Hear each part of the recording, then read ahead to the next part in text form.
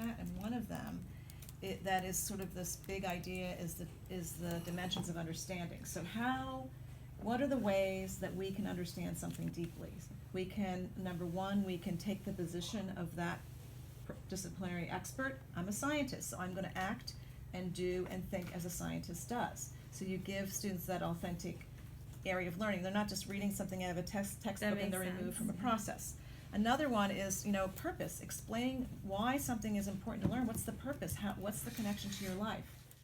Maybe the next one is like focused on studio habits and forms of reflection and metacognition. And I think that's an a assessment great thing. So that's like, how are we checking for understanding? And what are the tools and ideas we can use? Yeah. It's why it's valuable is that it creates multiple entry points for students to engage in some kind of learning and thinking and knowing.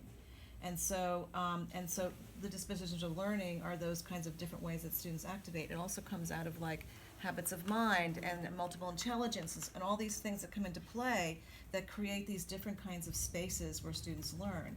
And the reason why it's important is because we know that not every person learns the same way. So we have to be open to allowing different kinds of dispositions and practices to make along the path of their learning is like part of an outcome or process. So it's not like the it thing. The it thing is really like, how do we get our students and the teachers to start thinking about this idea of bringing in creative inquiry. And also, it's also about letting go of the classroom and allowing students to be the trailblazers